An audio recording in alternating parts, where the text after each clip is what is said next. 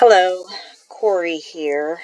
Had a couple of questions in the Discord, so I thought that I would go over a few formulas. So there obviously a lot of us, retire on dividends, max convexity, and myself, and I'm sure there's some others out there. We tend to use Google Finance, Google Sheets, because it's free and we can pull financial data from there, right, using Google Finance. So I just wanted to go over some basic formulas in this video that you can use to pull some data, because I know some of you out there spreadsheet geeks or wannabe geeks or nerds and want to be able to do your own thing. So I've just sort of pre-built a few things here to go over. In this case, I use CVS just because that's who my husband works for, so I thought I'd go with that ticker. And as you can see, we have price, right, which would be whatever the current or last price of the data pulled. In this case, it's 3 o'clock in the morning, so it will be as of close yesterday. And when I say close, the 4 o'clock close, not the after hours. And then we have the next one, which would be the last open price. And then we have, of course, the high for that day, the low for that last day. Then we have the 52-week high, 52-week low, the volume, market cap, the PE, EPS, volume average, and then the last trade time. Of course, in this case, we're talking about, again, close yesterday, and so there's no data delay here. But if you had this data, if you had something set up like this for you to look at during the day, having that date and time on there would be great. I don't have it on my spreadsheet, but I think that would be great because then I would know the last time the data was refreshed. As you can see in the bottom, it says quotes are not sourced from all markets and may be delayed up to 20 minutes. Information is provided as is and solely for informational purposes only. So what I did, I used this one ticker, and then I made a formula for all of these. Again, these are all very simple formulas that all you need is the ticker and your attribute. So in this case, what I did is I typed in Google Finance. Then I told it I wanted it to pull the data for the ticker in cell B1. And then the attribute, I want it to be what's in A2, which is in price. So if you're not familiar, so having these dollar signs right here in front of the column and the row is going to anchor it to that one cell, meaning when I take this and I drag this down, that it's still going to say B1 in the formula. So you see how that remained B1? And then, of course, actually, if I drug this over to the next column, you can still see that first part still says B1 because it's saying that it wanted to stay in column B and I want it to stay on row 1. So in this case, it would always be anchored to there. Unlike the next one, which says B7, if you look up here, we had A, right? So we had it referencing A2, and we didn't lock that down, so to speak, or anchor that to anything, which means when I drug it down, it was in the same column, so the column didn't change, so it stayed A. But the row changed, so it went to row 3, and so on. So if you go down to here, you see it stayed in A and is down to 6. And I won't pull that down anymore because I do have these formatted here, but that's all I did was I did that, and then I had all this data on the left, and then I drug my formula down, and then I just had to reformat my cells because some of these were dollars, some of these were not. Now in this case, when I drug this formula over like that, you see again, so now we're changing columns, but I didn't have it locked to column B, so it went from, you can see A7 here, and then it changed to B7 because I went over a row. I went over a column, sorry. So therefore that column changed, but the other one stayed the same. So just to give you an example how you would do that. Now, if you wanted to type this formula out, it would look like this. You would do Google Finance, and you would put in, so your ticker, and in this case, CVS, and then I would do comma, and then we want to know the first one is price. So I would do the quotes, and then, oh, I guess I typed it right, price, and quotes in parentheses. So that would be the formula if you want to type it out. I generally would not do this. I might do price because I usually don't have things set up like this, but I usually would, with the exception of, if you see my workbooks, with the exception of Ulti, I won't normally lock down the ticker because I have multiple tickers on my stuff. But in Ulti, anything referencing that whole workbook, it's always going to be Ulti because it's the only ETF in my workbook, unless I'm talking about an underlying. But I like to keep it so I can change it. So if I wanted to say Walgreens, so Walgreens Boots Alliance, then all of these would update with the Walgreens data. Unlike if I have it, in hard typed in a cell somewhere, now I've got to go change my formula itself, right? I'd have to go in here and change it in here. And if I had that for multiple things, then I would have to change it in every single place. But usually, you just want to put one here. Let's see. Tesla might not have all that data yet because it's an ETF. But, so just to give you an example there of how that would look and how that changes. And then over here, I had just put in a apostrophe in the front so it would show you the formula.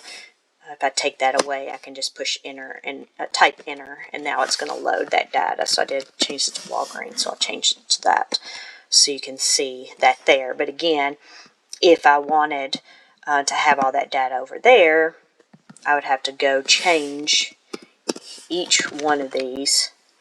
It doesn't matter, but it's whatever. Oh, I undo. What did I do? So I was there. This was supposed to say, let's say hi.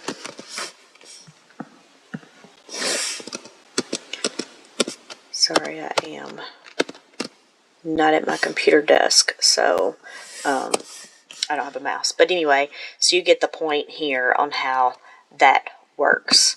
So those are, like I said, fairly simple. You have your attribute, you have your ticker. Now, if you're wanting to do it based on certain days, then you would want to do something like this. And then I wanted to explain here as well.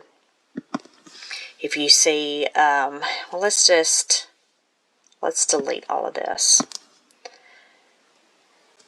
Now, this section, I have it based on dates, right? Versus just, today's date or yesterday's date. Which reminds me, did I see?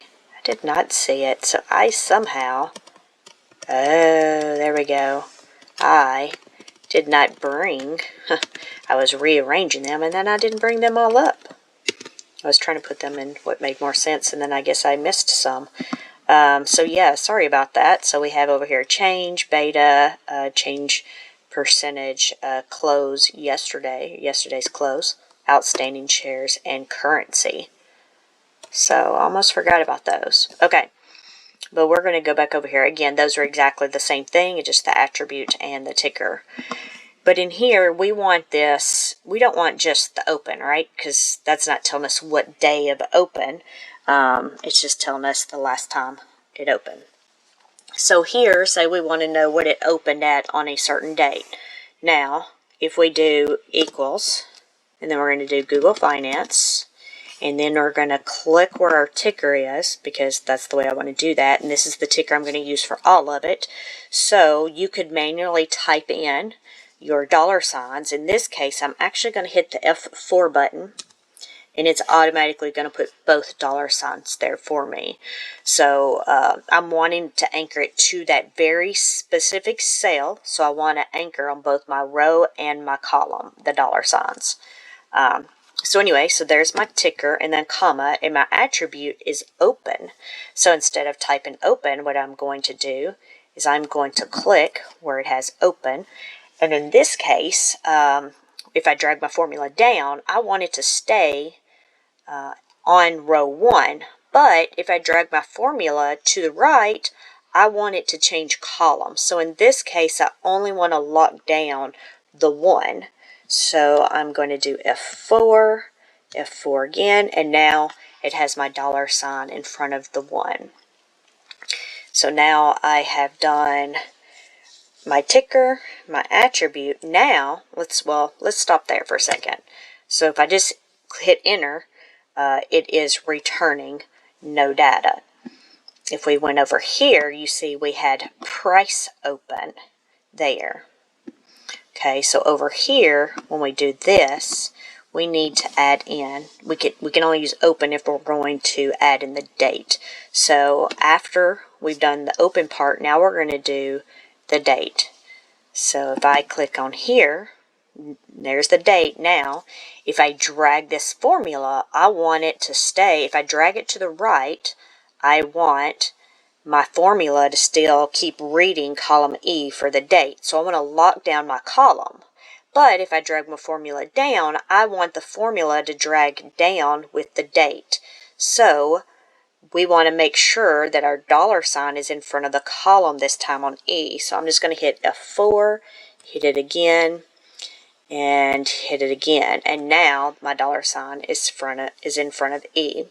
So I'm going to hit enter. Now, here, what this is doing now is it's bringing up a table for me.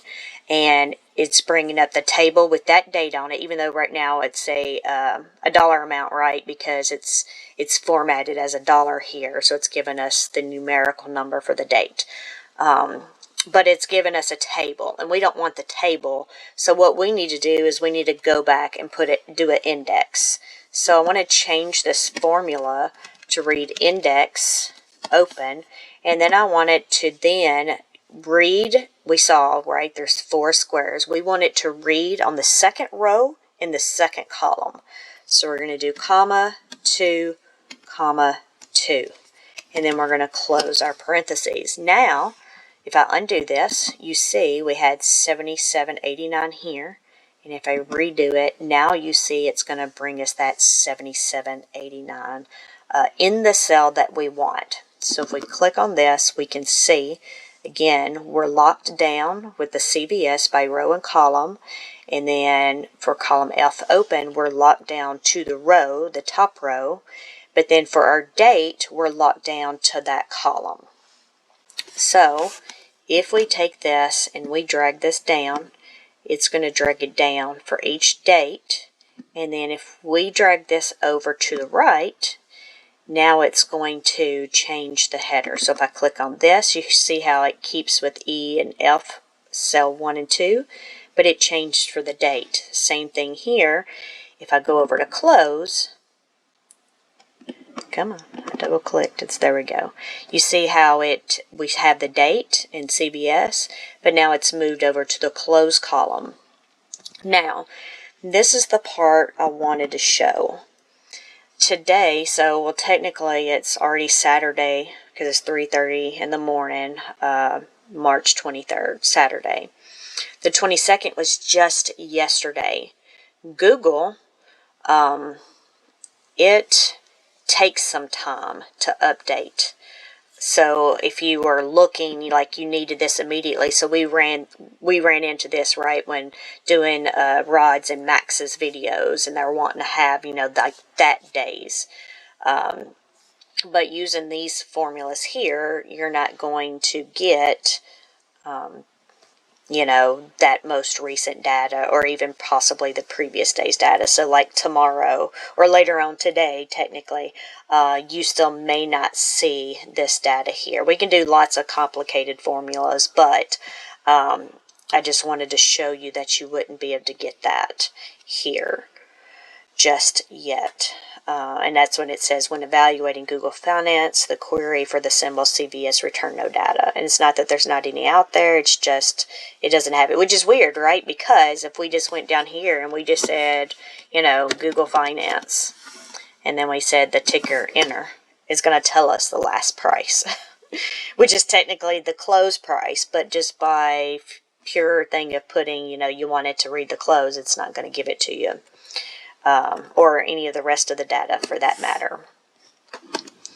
So just to show you that. But that's all I wanted to show you here was just some basic formulas. And then if you want to know some more formulas, maybe a few more, or how to do certain things or something, just let me know, because I can create videos and show you some things, in between all the other videos. I am going to break this up. There was another question, but I'm going to create a separate video for that. And then leave this one as just some basic formulas. But hopefully y'all were able to learn something from this. And again, if you need anything else, just let me know. Thank you. Bye.